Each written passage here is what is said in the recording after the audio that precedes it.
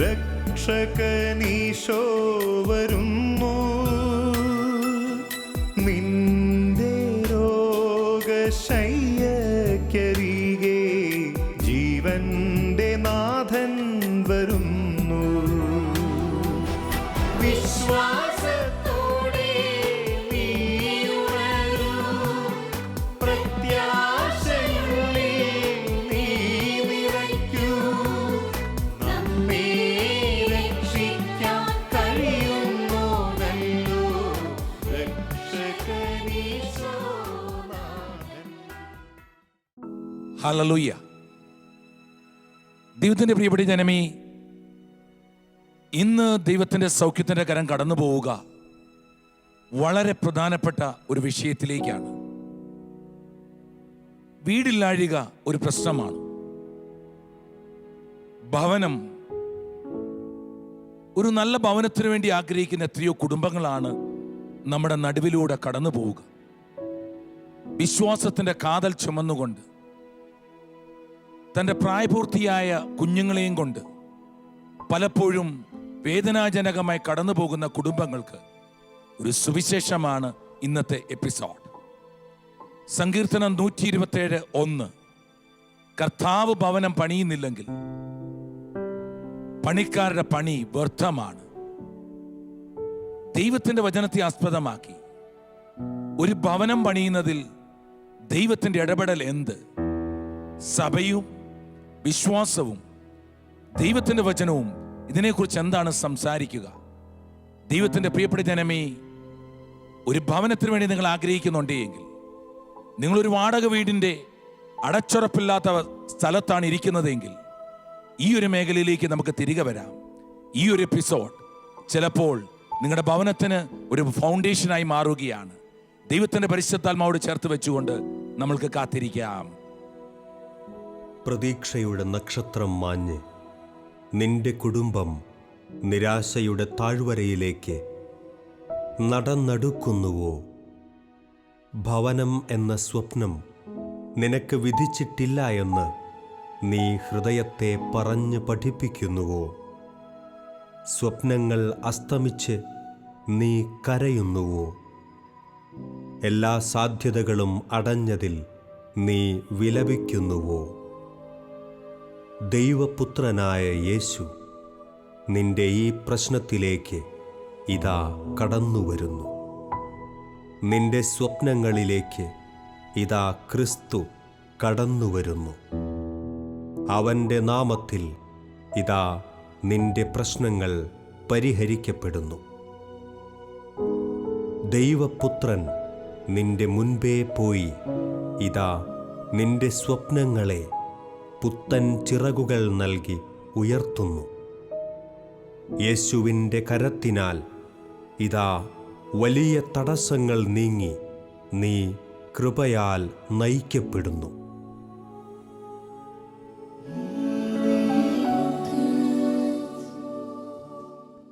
ദൈവത്തിന്റെ പ്രിയപ്പെട്ട കുടുംബാംഗങ്ങളെ, വീടില്ലാത്തവരുടെ എണ്ണം ലോകത്തിൽ ഒരു സാംക്രമിക രോഗം പോലെ പടർന്നു പന്തലിച്ചു. ഇന്ത്യയെ സംബന്ധിച്ചിടത്തോളം ഇതൊരു വലിയ പ്രശ്നമായി തന്നെ ഇന്നും നിലനിൽക്കുന്നു. ബോംബെ പോലുള്ള സിറ്റിയിൽ ഇന്ത്യയിൽ 60% ആളുകൾക്ക് വീടില്ല.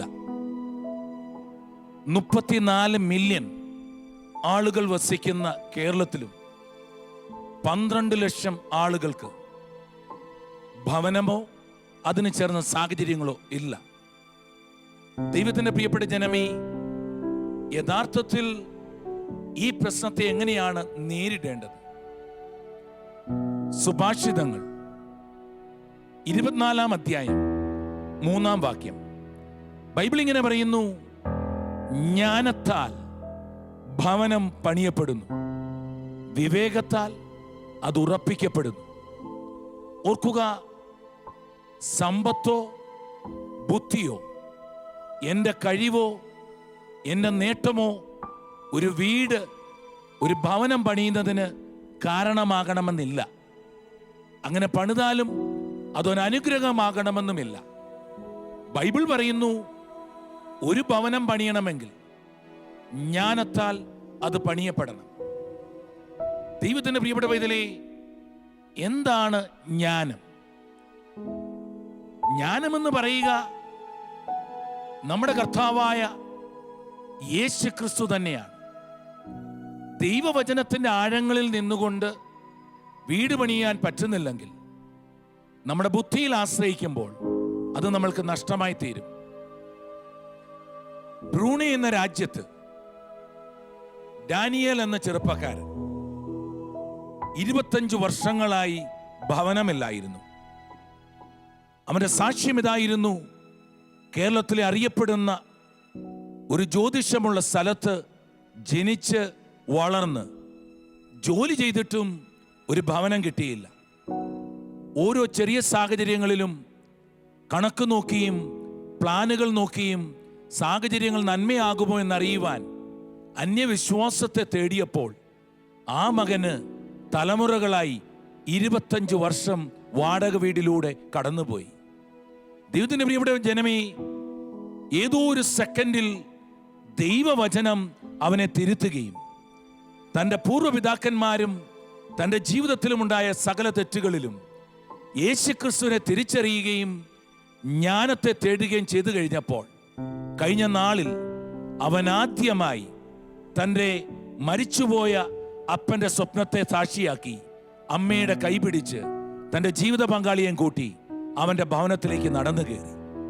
ദൈവത്തിൻ്റെ പ്രിയപ്പെട്ട പൈതലേ, എവിടെയാണ് പ്രശ്നം? ജ്ഞാനം ഭവനം പണിയുന്നു. ലോകമെടുത്താൽ പലരും ഇന്ന് ഭവനം പണിയാൻ ആഗ്രഹിക്കുക ബുദ്ധി കൊണ്ടാണ്. എന്ന് വെച്ചാൽ ദൈവമാകുന്ന സത്യത്തെ മാറ്റിവെച്ച് കണക്കിനും അളവിനും ലോക ചരിത്രത്തിലെ ചില സാഹചര്യങ്ങൾക്കും വാക്കുകൊടുക്കുമ്പോൾ, പ്രാധാന്യം കൊടുക്കുമ്പോൾ യഥാർത്ഥ അളവുകോലായ യേശുക്രിസ്തു ഇല്ലാതാവുകയും സയന്റിഫിക്കായ കാൽക്കുലേഷൻ അപ്പുറമായി സ്ഥാനവും മാനവും വാസ്തുവും തലയ്ക്ക് പിടിക്കുമ്പോൾ ദൈവത്തിൻ്റെ പ്രിയപ്പെട്ട പൈതലേ, എവിടെയോ ദൈവത്തിൻ്റെ സ്നേഹം, ദൈവത്തിൻ്റെ കരുത്ത് നഷ്ടമാവുന്നതായി കാണുവാൻ പറ്റും. പ്രിയപ്പെട്ട പൈതലേ, സങ്കീർത്തനം 118:8 ബൈബിളിന്റെ സെൻട്രൽ വേർഡ് എന്ന് പറയുന്ന വാക്യം ഇതാണ്. ആ വാക്യം ഇങ്ങനെ പറയുന്നു: മനുഷ്യനിൽ ആശ്രയിക്കുന്നതിനേക്കാൾ നല്ലത് ദൈവത്തിൽ ആശ്രയിക്കുകയാണ്. ഓർക്കുക, ബൈബിളിന്റെ സെൻട്രൽ പോയിന്റ് ആണിത്. മനുഷ്യനിൽ ആശ്രയിക്കുന്നതിനേക്കാൾ നല്ലത് ദൈവത്തിൽ ആശ്രയിക്കുകയാണ്. ചില സ്ഥലങ്ങളിൽ പ്രശ്നമുണ്ടെന്നും ചില കണക്കുകളിൽ വെട്ടിക്കുറയ്ക്കൽ ഉണ്ടാകണമെന്നും ഒക്കെ കടന്നു പോകുമ്പോൾ സിവിലും ആർക്കിടെക്റ്റും എഞ്ചിനീയറിംഗിന്റെ സകല മേഖലയും പൊളിച്ചെഴുതിക്കൊണ്ട് അന്യവിശ്വാസം ദൈവത്തിനുപരി, സഭയ്ക്കുപരി, കൂദാശകൾക്കുപരി വില കൊടുക്കുമ്പോൾ ദൈവത്തിൻ്റെ പ്രിയപ്പെട്ട പൈതലേ, കാറ്റ് കയറുന്ന ദിക്കും കിഴക്കും പടിഞ്ഞാറിനും ഒക്കെ ഉപരിയായി ഈ ലോകത്തിലെ ദേവനെ നമ്മൾ ഫോളോ ചെയ്യുമ്പോൾ ചിലപ്പോൾ ബുദ്ധിയോ സമ്പത്തോ നമുക്കൊരു ഭവനം തരണമെന്നില്ല. അതുകൊണ്ട് തന്നെ ഈ കാലഘട്ടത്തിൽ ദൈവം ആഗ്രഹിക്കുന്നു, ക്രൂശിതന്റെ നിഴലിലെത്തി ദൈവത്തിൻ്റെ കണക്കിൽ, ദൈവത്തിൻ്റെ കരുത്തിൽ നമ്മുടെ ജീവിതത്തെ വിട്ടുകൊടുക്കുമെങ്കിൽ ഒരു അനുഗ്രഹമാകും. നമ്മൾ വിചാരിക്കുന്നുണ്ടോ ദാരിദ്ര്യം കൊണ്ടാണ്, അതുമല്ലെങ്കിൽ എൻ്റെ ജീവിതത്തിലെ കടബാധ്യത കൊണ്ടാണ്, അതുമല്ലെങ്കിൽ എന്നെ ആരും സഹായിക്കാത്തത് കൊണ്ട് എൻ്റെ ജീവിതത്തിൽ ഒരു ഭവനം ഉണ്ടാകുന്നില്ല എന്ന്. ദൈവത്തിൻ്റെ പ്രിയപ്പെട്ട പൈതലേ, ദൈവവചനം ഏറ്റെടുക്കുന്ന ഒരു വ്യക്തിയിൽ ദൈവം അനുഗ്രഹം ചൊരിയും. ഉൽപ്പത്തിയുടെ പുസ്തകം 1-ാം അധ്യായം 28-ാം വാക്യം, ദൈവം മനുഷ്യനെ സൃഷ്ടിക്കുമ്പോൾ തന്നെ ഇങ്ങനെ അനുഗ്രഹിച്ചു: പെറ്റുപെരുകി ഭൂമിയെ കീഴടക്കുക, ആകാശത്തിലും ഭൂമിയിലും വെള്ളത്തിലുമുള്ള സകല ചരാചരങ്ങളെയും അധികാരപ്പെടുത്തുക. അതുകൊണ്ട് തന്നെ നിയമാവർത്തനം 28-ൽ പറയുന്ന ഒരു നല്ല ഭവനമെന്നുള്ള അനുഗ്രഹം നമ്മളുടെ അവകാശമാണ്. അത് ബുദ്ധിക്കതീതമായി ജ്ഞാനത്താൽ, അത് വിവേകത്താൽ ഉറപ്പിച്ചാൽ ദൈവത്തിൻ്റെ പ്രിയപ്പെട്ട പൈതലേ അനുഗ്രഹമാകും. നമ്മൾക്കൊന്ന് ചിന്തിച്ചു നോക്കാം. 40 വർഷമാണ് ഇസ്രായേൽ ജനം നടന്നുപോയത്. ഈജിപ്തിൽ നിന്ന് കാനാൻ ദേശത്തേക്കുള്ള നടപ്പിൽ നിയമാവർത്തന പുസ്തകം 8-ാം അധ്യായം 4-ാം വാക്യം ബൈബിൾ പറയുന്നു, ഈ ജനത്തിന്റെ വസ്ത്രങ്ങൾ പഴകി പിഞ്ചിപ്പോവുകയോ അവരുടെ കാലുകൾ വീങ്ങുകയോ ചെയ്തില്ല എന്ന്. ശ്രദ്ധിക്കുക, 40 വർഷം മരുഭൂമിയിലൂടെ, വെയിലത്ത്, മഴയത്ത്, കഠിനമായ വന്യമൃഗങ്ങളുടെ നടുവിലൂടെ കടന്നുപോയ ജനം 40 വർഷം ഇട്ട വസ്ത്രത്തിന് ഒരു തരി പോലും പിഞ്ചലോ അതുപോലെ കാലുകളിൽ വീങ്ങലോ ഉണ്ടായില്ല. അതാണ് ദൈവത്തിന്റെ പരിപാലന എന്ന് പറയുക. മനുഷ്യനിൽ ആശ്രയിക്കരുത്, ദൈവത്തിൽ ആശ്രയിക്കണം. ദൈവത്തിന്റെ വചനം അങ്ങനെയാണ് വെളിപ്പെടുത്തുക. ദൈവത്തിന്റെ പ്രിയപ്പെട്ട പൈതലേ, ക്രൂശിതനിൽ നിലനിൽക്കുമ്പോൾ, സഭയുടെ അനുഗ്രഹത്തിലൂടെ കടന്നു പോകുമ്പോൾ നമ്മൾ എവിടെയാണ് തുടങ്ങേണ്ടത്?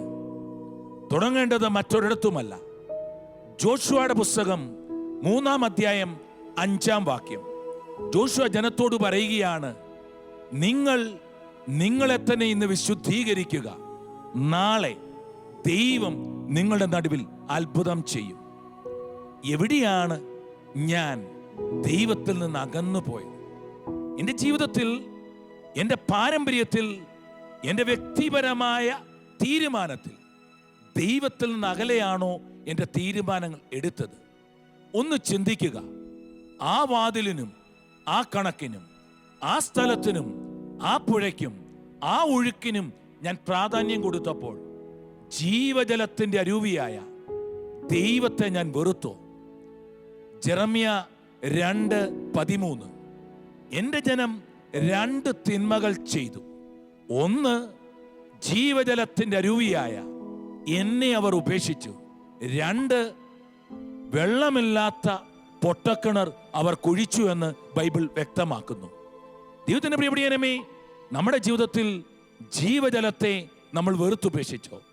ക്രിസ്തുവിനെ നോക്കി ഓടുന്ന ഒരാള്, നമ്മളുടെ അനുഗ്രഹം ക്രിസ്തുവിൽ കാത്തുവെക്കുന്ന ഒരാള്, ദൈവത്തിന്റെ പ്രിയപ്പെട്ടവരേ, ഇന്നത്തെ ദിവസം ഈ നിഴലിൽ നിന്നുകൊണ്ട് അനുഗ്രഹത്തിന്റെ കൂദാശയായ ദൈവിക വചനത്തോട് ചേർത്ത് വെച്ചുകൊണ്ട് ഇന്ന് ഒരു തറക്കല്ലിടുവാൻ തയ്യാറെങ്കിൽ നിന്റെ മേൽ ദൈവം അത്ഭുതം ചെയ്യുവാൻ തയ്യാറാണ്. കാരണം പശ്ചാത്തപിച്ചാൽ ദൈവം നിന്റെ മേൽ കടന്നു വരുവാനും തയ്യാറാണ്. എൻ്റെ ജീവിതത്തിൽ എവിടെയാണ് തെറ്റുപറ്റിയത്? എന്തിനാണ് പ്രാധാന്യം കൊടുത്തത്? എൻ്റെ ബുദ്ധി, എൻ്റെ ശക്തി എല്ലാം ഇന്ന് എടുത്തു മാറ്റ്. ദൈവത്തിൻ്റെ പ്രിയപ്പെട്ട പൈതലേ, കണക്ക് യേശുവാണ്, കിഴക്ക് യേശുവാണ്, നോക്കേണ്ടത് ദൈവത്തെയാണ്, അവൻ്റെ മുഖം. അതുകൊണ്ട് തന്നെ നമ്മൾ ദൈവത്തിലേക്ക് ഫോക്കസ് ചെയ്യുമെങ്കിൽ അനുഗ്രഹമാകുമെന്ന് ബൈബിൾ വ്യക്തമാക്കുന്നു. ഇനിയും അടുത്തതായി ഞാൻ എന്താണ് ചെയ്യേണ്ടത്? ജോഷുവയുടെ പുസ്തകം 3-ാം അധ്യായത്തിലൂടെ നമ്മൾ കേട്ട വചനങ്ങൾക്ക് ശേഷം അത് 13-ാം വാക്യത്തിലെത്തുമ്പോൾ നമ്മൾക്ക് കാണുവാൻ പറ്റും, ജോർദാൻ നദിയിൽ വെച്ച് ജോഷുവ പുരോഹിതരും ചേർന്ന് പെട്ടകം എടുത്തുകൊണ്ട് നിൽക്കുന്നു. ഈ സമയം മുന്നിലൂടെ ഒഴുകുന്ന ജോർദാൻ നദിയിൽ പുരോഹിതൻ കാലുകുത്തുകയാണ്. പുരോഹിതൻ കാലുകുത്തുമ്പോൾ ജോർദാൻ നദി നിലയ്ക്കുകയും മുകളിൽ നിന്ന് ഒഴുകി വന്ന വെള്ളം മതില് പോലെ നിന്നതായി ബൈബിൾ വ്യക്തമാക്കുന്നു. ദൈവത്തിന്റെ പ്രിയപ്പെട്ടവരേ, എന്ന് വച്ചാൽ നമ്മൾക്കെതിരെ വരുന്ന ഈ നദിയിൽ നമ്മൾ ഓർക്കുക, ഒരു ഭയത്തിന്റെ ആത്മാവിനെ എടുക്കാതെ വിശ്വാസത്താൽ, വിജയത്താൽ ഈ വെള്ളത്തിലേക്ക് നീ കാലുവെച്ചാൽ ദൈവം നിന്റെ അടിത്തറ സ്ഥാപിക്കാൻ പോവുകയാണ്. ധൈര്യമായി, എനിക്കൊരു രൂപ ഇല്ലായിരിക്കാം, പക്ഷേ വിശ്വാസത്താൽ മതിൽ ചാടാൻ തയ്യാറെങ്കിൽ ഇന്ന് പുരോഹിതർ ജോർദാൻ നദിയിൽ കാലുകുത്തിയതുപോലെ, കാലുകുത്തുന്ന സമയത്താണ് ജോർദാൻ വിഭജിക്കപ്പെട്ടത്. ഓർക്കുക, കാലുകുത്താതെ നോക്കി നിന്നാൽ ഒരു വിഭജനം ഉണ്ടാകണമെന്നില്ല. അതുകൊണ്ട് ഒരു ആക്ഷൻ, ഒരു പശ്ചാത്താപം, ഒരു ആക്ഷൻ, ഇതെല്ലാം ചേർത്തു വച്ചാൽ ദൈവം നിന്റെ ജീവിതത്തിൽ ഒരു അനുഗ്രഹം ചൊരിയുവാൻ തയ്യാറാണ്. ദൈവത്തിന്റെ പ്രിയപ്പെട്ട പൈതലേ, സുഭാഷിതങ്ങൾ 24 അധ്യായം 27 വാക്യം വചനം ഇങ്ങനെ പറയുന്നു: ആദ്യം പുറത്തുള്ള കാര്യങ്ങൾ ക്രമപ്പെടുത്തുക, പിന്നീട് വയലും സജ്ജീകരിക്കുക. മൂന്നാമതായി ആ ബൈബിൾ വചനം ചേർത്ത് വെക്കുന്നു: എന്നിട്ട് നിങ്ങൾ വീട് പണിയുക. ശ്രദ്ധിക്കുക, പുറത്തുള്ള കാര്യങ്ങൾ ക്രമപ്പെടുത്തുക, വയലിൽ സജ്ജീകരിക്കുക, എന്നിട്ട് ഭവനം പണിയാൻ ശ്രമിക്കാം. ദൈവത്തിന്റെ പ്രിയപ്പെട്ട പൈതലേ, ഒരു ഉത്തരവാദിത്തമില്ലാതെ, ജീവിതത്തിൽ ഒന്നും തേടി വെക്കാതെ, ഈ ലോകത്തിൽ നമ്മുടെ കുഞ്ഞുങ്ങൾക്ക് ഒരു ബലം കൊടുക്കാതെ, തിന്നുകയും കുടിക്കുകയും മാത്രം പ്രാധാന്യം കൊടുക്കുമ്പോഴേ, ദൈവത്തിന് പ്രാധാന്യം കൊടുക്കാതെ, ഈ ലോകത്തിലെ സമ്പത്ത്, സൗകര്യങ്ങള്, ചില പ്രത്യേക കാര്യങ്ങൾക്ക് മാത്രം പ്രാധാന്യം കൊടുക്കുമ്പോൾ, ദൈവത്തിന്റെ പ്രിയപ്പെട്ട പൈതലേ, നമ്മളുടെ നേട്ടങ്ങൾ അല്ലെങ്കിൽ നമ്മുടെ സമ്പാദ്യം കുറഞ്ഞു പോകാം. ദൈവം ഇന്ന് ആഗ്രഹിക്കുന്നു അടുത്ത തലമുറയെ അനുഗ്രഹിക്കുവാൻ ഓരോ വ്യക്തിയും തൻ്റെ ജീവിതം ദൈവത്തിനായി മാറ്റിവെക്കണം. ഓർക്കുക, വീടായിരിക്കരുത് പണിയുക, പണിയേണ്ടത് ഒരു ദേവാലയമാണ്. എന്ന് വെച്ചാൽ അത് ദൈവത്തിന്റെ ഭവനമായി മാറണം. അവിടെ കുടുംബ പ്രാർത്ഥനയും ദൈവവിശ്വാസവും കൂദാശകളും കടന്നു വരുവാൻ കാരണമുണ്ടാകണം. പ്രാർത്ഥിക്കുവാൻ നിങ്ങൾക്കൊരു സ്ഥലമുണ്ടാകണം. ക്രിസ്തുവിനെ നോക്കി നിൽക്കുവാൻ ഒരു സ്ഥലമുണ്ടാവണം. ദൈവത്തിന്റെ പ്രിയപ്പെട്ട പൈതലേ, ദൈവത്തിനായി ഇതാഗ്രഹിക്കുമെങ്കിൽ, അല്ലയോ കുടുംബമേ, അല്ലയോ മകളെ, അല്ലയോ പിതാവേ, ദൈവം ഒരു ഭവനം തരുവാൻ തയ്യാറാണ്. ഇന്ന് ഈ വചനം കേട്ടുകൊണ്ടിരിക്കുമ്പോൾ ഓർക്കുക, സങ്കീർത്തനം 127:1, കർത്താവ് ഭവനം പണിയുന്നില്ലെങ്കിൽ പണിക്കാരുടെ പണി വ്യർത്ഥമാണ്. ഇന്നത്തെ ദിവസം ക്രൂശിതന്റെ നിഴലിലേക്ക് നമ്മളൊന്ന് ചേർന്ന് നിൽക്കുകയാണ്. ബൈബിളിൽ ദൈവം നമ്മളോട് പറയുന്ന വാക്യങ്ങൾ ചേർത്ത് വെച്ച് ഒരു ഭവനം പണിയുവാൻ നമ്മൾ തീരുമാനിക്കുന്നു. ചില തീരുമാനങ്ങൾ ഇന്ന് എടുക്കാം. ഒരു കല്ല് ധൈര്യമായി ക്രിസ്തുവിന്റെ ക്രൂശിത രൂപത്തിലേക്ക് എടുത്തു വെക്കാം. ഇന്നു തൊട്ട് കുടുംബാംഗങ്ങൾ മുഴുവനായി ഈ കല്ലിന്റെ മേൽ കൈവച്ചിട്ട്, ഇത് മൂലക്കല്ലായി മാറിയ യേശു ക്രിസ്തുവിനെ പോലെ ഇത് ഞങ്ങളുടെ ഭവനത്തിൽ അനുഗ്രഹമാകണമെന്ന് പ്രാർത്ഥിക്കാം. ദൈവത്തിന്റെ പ്രിയപ്പെട്ട പൈതലേ, സ്ഥാനങ്ങൾക്കും മാനങ്ങൾക്കും പുറകെയും അന്യവിശ്വാസങ്ങൾക്ക് പുറകെയും പോകാതെ ദൈവത്തിന്റെ വിശ്വാസത്തോട് ചേർത്ത് വെച്ച്, സഭയുടെ പാരമ്പര്യത്തോട് ചേർത്ത് വെച്ച്, എൻ്റെ ജീവിതത്തിൽ യേശുവാണ് അനുഗ്രഹമെന്ന് ചിന്തിച്ചുകൊണ്ട് മുന്നോട്ട് നടക്കുവാൻ രണ്ടാമത്തെ തീരുമാനം.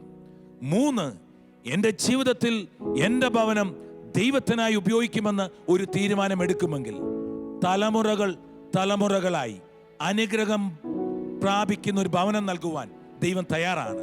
മറ്റൊന്നും ആലോചിക്കേണ്ട. അടുത്തു നിൽക്കുന്ന ജീവിത പങ്കാളി, കുഞ്ഞുങ്ങൾ ഒരുമിച്ച് കൈകോർക്കുക. ഈ TV സ്ക്രീനിന്റെ മുന്നിൽ ഇതിനെ നോക്കി നിന്നുകൊണ്ട് കൈകൾ കോർത്തു പിടിച്ച് വിരിച്ചു പിടിച്ചുകൊണ്ട് കുടുംബാംഗങ്ങൾ ഒന്നായി മുട്ടുകുത്തുക. ദൈവത്തിന്റെ വചനം നിങ്ങളുടെ മേൽ കടന്നു വരികയാണ്.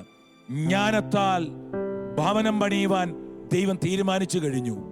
നമ്മളുടെ ജ്ഞാനമായ ദൈവത്തിന്റെ അനുഗ്രഹമായ ക്രൂശിതനായ ക്രിസ്തു തന്റെ അധികാരം പ്രകടിപ്പിക്കാൻ തയ്യാറായി കഴിഞ്ഞു. ഓർക്കുക, ഈ വസ്ത്രം പിഞ്ചുവാനോ കാലുകൾ വീങ്ങുവാനോ ദൈവം അനുവദിക്കാത്ത ഇസ്രായേൽ ജനം പോലെ വലതുകരം ചേർത്തു പിടിച്ച് ഉയർത്തി കർത്താവിന് മുന്നിൽ പ്രാർത്ഥിക്കുക. കണ്ണുകൾ അടച്ച് സ്തുതിച്ചുകൊണ്ടിരിക്കുക. ഒരു ഭവനം കാണുക.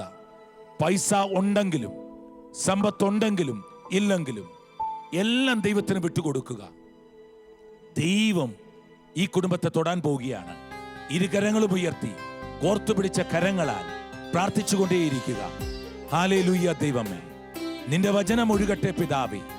ഈ ജനത്തിന്റെ ആഗ്രഹം പോലെ ഈ ഭവനം പണിയുവാൻ കൃപയൊഴുകട്ടെ. തടസ്സങ്ങളെല്ലാം മാറട്ടെ പിതാവേ. അറിഞ്ഞോ അറിയാതെയോ ഒരു ഭവനം പണിയുന്നതിന്, ഒരു ഭവനം കിട്ടുന്നതിന്, ഒരു ഭവനം മേടിക്കുന്നതിന് തടസ്സങ്ങൾ സൃഷ്ടിക്കപ്പെട്ടിട്ടുണ്ടെങ്കിൽ ദൈവത്തിന്റെ പരിശുദ്ധാത്മാവ് ക്രൂശിതനാൽ അതെടുത്തു മാറ്റട്ടെ. നസ്രായനായ യേശുവേ, നിന്റെ നിഴലുകൾ തുറക്കട്ടെ, നിന്റെ ആത്മാവ് തുറക്കട്ടെ, നിന്റെ വചനം ഒഴുകട്ടെ, നിന്റെ വലിയ സൗഖ്യം ഒഴുകട്ടെ. മുറിവേറ്റ കൈകളാൽ കൃപയേകുമോ, കനിവിൻ തലോടലാൽ സുഖമാക്കൂ. മുറിപ്പാടിൽ കണ്ടു നിൻ മുറിയാത്ത സ്നേഹം, മുറിവുണക്കിടുന്ന സ്നേഹം. മുറിവേറ്റ കൈകളാൽ കൃപയേകുമോ, കനിവിൻ തലോടലാൽ സുഖമാക്കുമോ. മുറിപ്പാടിൽ കണ്ടു നിൻ മുറിയാത്ത സ്നേഹം, മുറിവുണക്കിടുന്ന സ്നേഹം.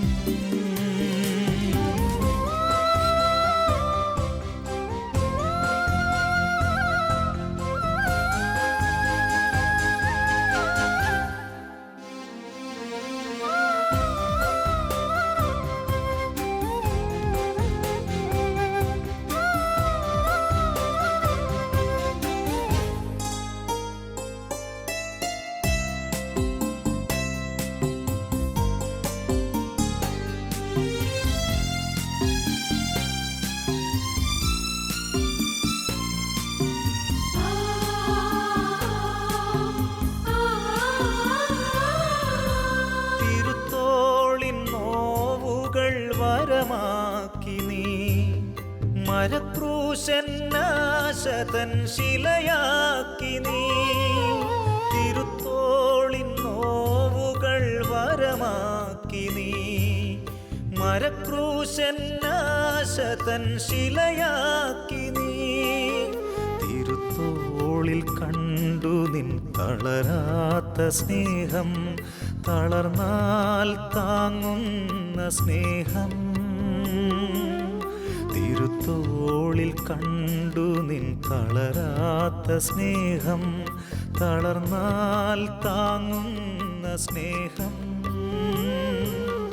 തിരുമുറിപ്പാടുകൾ ചുംബിച്ചിടുന്നു, ക്രൂശിതനീശോയെ ആരാധിക്കുന്നു. തിരുമുറിപ്പാടുകൾ ചുംബിച്ചിടുന്നു, ക്രൂശിതനീശോയെ ആരാധിക്കുന്നു. ആരാധിക്കുന്നു, ആരാധിക്കുന്നു, കാരുണ്യനാഥനെ ആരാധിക്കുന്നു. ആരാധിക്കുന്നു, ആരാധിക്കുന്നു, കാരുണ്യനാഥനെ ആരാധിക്കുന്നു.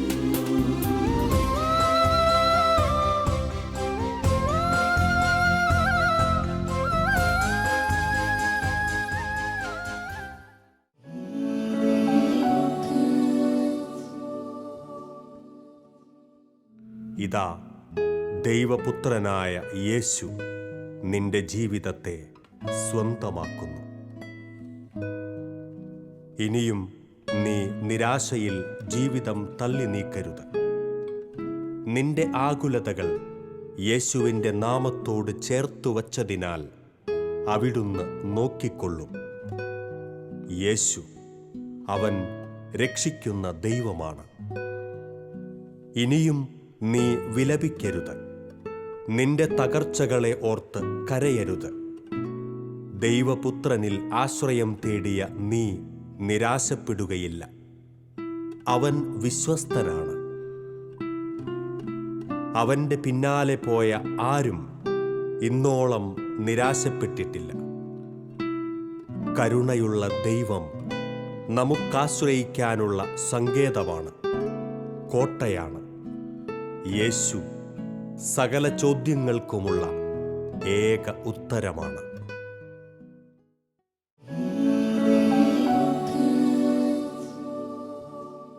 ദൈവം തരുന്ന ഹോംവർക്ക് എന്താണെന്ന് ഹെബ്രായരുടെ പുസ്തകം 3-ാം അധ്യായം 2, 3, 4 വാക്യങ്ങൾ ബൈബിൾ എടുത്ത് നെഞ്ചോട് ചേർത്ത് ഇത് വായിക്കാം. മോശ ദൈവത്തിൻ്റെ ഭവനത്തിൽ വിശ്വസ്തനായിരുന്നതുപോലെ അവനും തന്നെ നിയോഗിച്ചവനോട് വിശ്വസ്തനായിരുന്നു. 3-ാം വാക്യം, യേശു മോശയേക്കാൾ വളരെയേറെ മഹത്വമുള്ളവനായി കണക്കാക്കപ്പെടുന്നു. വീട് പണിതവൻ വീടിനേക്കാൾ പ്രാധാന്യം അർഹിക്കുന്നത് പോലെ തന്നെ 4-ാം വാക്യം, ഓരോ വീടിനും നിർമ്മിതാവുണ്ടല്ലോ, എന്നാൽ സകലത്തിൻ്റെയും നിർമ്മിതാവ് ദൈവമാണ്. ഓർക്കുക, വീടിനേക്കാൾ പ്രാധാന്യം വീടിൻ്റെ ഉടയവനാണ്. ദൈവത്തിൻ്റെ പ്രിയപ്പെട്ട ജനമേ, നമ്മളുടെ നിർമ്മിതാവ് യേശുവാണ്. ഇന്ന് കുടുംബത്തിൽ യേശുവിന് പ്രാധാന്യം കൊടുക്കാം. വളരെ തകർന്ന കുടുംബങ്ങളെ ദൈവം ഇന്ന് തൊട്ടുകൊണ്ടിരിക്കുകയാണ്. അടിസ്ഥാനപരമായി ക്രിസ്തുവിൽ വിശ്വസിച്ചുകൊണ്ട് ഭവനത്തിന് തറക്കല്ലിട്ടുകൊണ്ട് നമുക്ക് ഏറ്റെടുക്കാം, ഇന്ന് ഞാൻ യേശു എന്ന നാമത്താൽ തറക്കല്ലിടുന്നു, ഭവനം പണിയുന്നു. ദൈവം നിങ്ങളുടെ കൈകളിൽ ചരിച്ചുകൊണ്ടേയിരിക്കുന്നു. അനുഗ്രഹം ഒഴുകട്ടെ യേശു എന്ന നാമത്തിൽ തന്നെ. ആമേൻ. നസറായനീശോ വരുന്നു, രക്ഷകനീശോ വരുന്നു, നിന്റെ രോഗശയ്യക്കരികെ ജീവന്റെ നാഥൻ വരുന്നു. വിശ്വാസത്തോടെ നീ ഉണരൂ, പ്രത്യാശയുള്ളിൽ നീ നിറയ്ക്കൂ. നമ്മെ രക്ഷിക്കാൻ കഴിയുന്നോനല്ലോ രക്ഷകനീശോ.